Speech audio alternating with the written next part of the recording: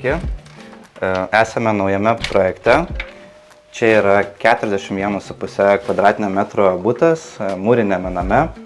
Ir šį butą mes kapitaliai tvarkysim, iš pagrindų remontuosim ir tiesiog ruošiam naujiems savininkams. Ir nors yra toks stereotipas, kad ruošiant pardavimui reikia kuo pigiau ir kuo mažiau visko padaryti, tik dėl akių.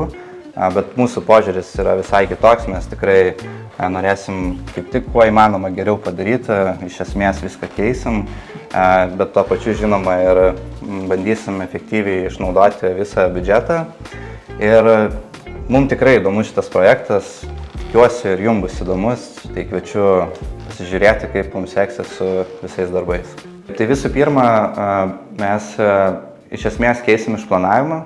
Mes esam dabar miegamajam, tai miegamajam maždaug miegamasis ir liks toksai, tik tais visiškai visas sienas griausim vidinės, nes jos nėra nešančios ir griausim net ir šitą sieną, nes mums tiesiog paprasčiau yra perstatyti iš naujo pertvarą. Tai vat bus griaunama šita siena, tuomet griausime šią pertvarą. Bus po griovimo darbų likus viena patalpa praktiškai, galbūt viena vonios siena galbūt liks, bet šioje vietoje bus pereinamas kambarys ir svetainė zona. Čia bus perkeliama virtuvė ir iš dabartinės virtuvės, kuri yra štai čia, bus padarytas dar vienas kambarys, ten taip pat šiek tiek sieną pratęsim. Ir vonios sieną taip pat pratęsim, nes mums netelpa viskas, ko reikia šiuolaikiniai voniai, tai šią vietą taip pat pakoreguosim. Tai po griovimo darbų pereisime prie kito etapo, kuris bus vienas sunkiausių, tai yra kanalizacijos ir visos santechnikos sutvarkymas. Ir čia, kaip matote, yra seni vamzdynai, tai yra karšto vandens, šalto vandens stovas ir kanalizacija. Ir mums juos reikės pakeisti ne tik dėl to, kad jie seni, bet taip pat mums reikės kanalizacijos stovą, kuo įmanoma pasijungimą į stovą padaryti kuo įmanoma žemiau grindų, kadangi virtuvė bus kitoj patalpoj ir nuo virtuvės turės pasijungti vamzdis į šitą stovą. Taigi jeigu jis bus aukštai, tai ir mums tiesiog grindų lygis labai pakils, todėl mes bandysim kuo įmanoma žemiau. Ta mes derinsim su administratorium namo, žinoma, ir su santechnikais.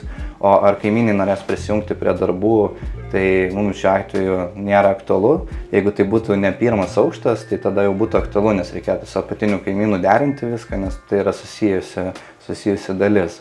Taip pat čia yra kitoje pusėje, matote, labai sudėtingai viskas išvedžiota, nepatogiai mums.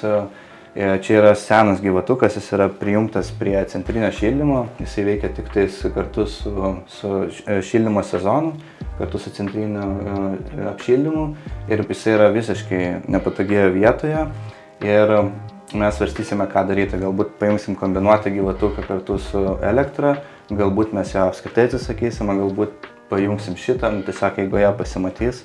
Ir čia ir bus viena sunkiausių vietų, ne tik dėl to, kad techniškai, bet ir dėl to, kad reikės viską gražiai padaryti ir privesti prie apdailos, nes viskas yra susiję.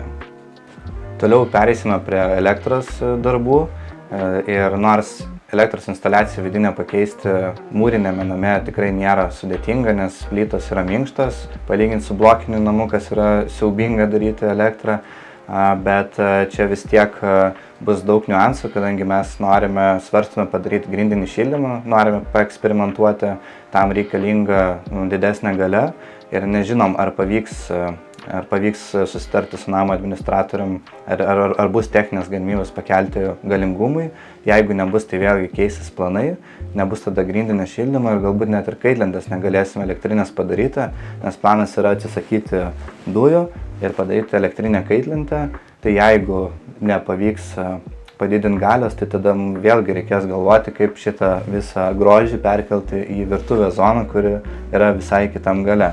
Tai čia dar toksai klausimas atviras ir žiūrėsim, kaip seksis eigoje, bet pirminis planas yra būtent pakelti elektros galingumą ir sutvarkyti, žinoma, visą elektros instaliaciją. Taigi po santechnikos ir elektros darbų, visų griovimo darbų, pereisim prie jau smagesnio etapo, tai yra atstatymo visko. Pirmiausia, betonuosim grindis, statysim pertvaras ir lyginsim sienas. Šioje vietoje tikrai nenoriu prisikalbėti kažko, labai daug neplanuojam, nes eigoje nuspręsim, kaip geriau daryti, turiu omeny, kaip geriau sienas tas pačias lyginti, ką daryti su lubom, nors pradinis planas yra išlaikyti esamą aukštį ir sutvarkyti esamas lubas, bet šitus dalykus tikrai iš patirties žinom, kad geriau net neplanuoti. Tai va, tai prasidės po šių darbų jau linksmieji darbai ir kaip mums seksis, pamatysite. Na, o dabar tiesiog pradedam darbus.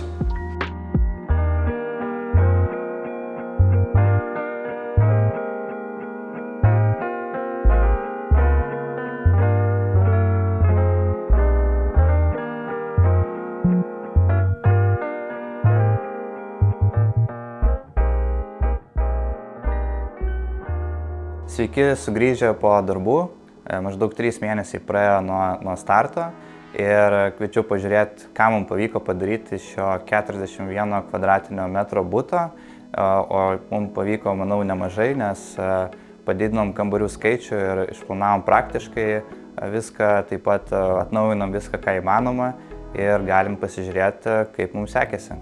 Taigi darbus pradėjom nuo griovimo ir projektavimo, išplanavimo. Tai iš esmės pakeitėm visą išplanavimą, išgriovėm visiškai visas sienas, naujai suformavom, tai vonios kambarys liko maždaug savo vietoje. Iš virtuvės padarėm papildomą kambarį, taip pat iš buvusio kambario padarėm svetainę, miegamasis liko savo vietoje ir stengiamės išplanuoti taip, kad kiekvienas kambarys atliktų savo funkciją, netrūktų vietos ir tuo pačiu neužimtų bereikalingos vietos. Tas sudėtingas etapas buvo elektros galios didinimas, kadangi čia įvadai yra seni, magistraliniai įvadai taip pat seni, tai mes tiesiog mums teko prisijungti skydinės, kuri yra Rusy. Dėl to reikėjo gauti leidimus ir prisijungimo sąlygas tiek iš ESO, tiek iš namo administratoriaus ir mums pavyko prisijungti prie skydinės ir padidinti galią, kad užtektų visiems prietaisom. Kitas etapas taip pat nebuvo paprastas, tai yra santechnika ir kanalizacija.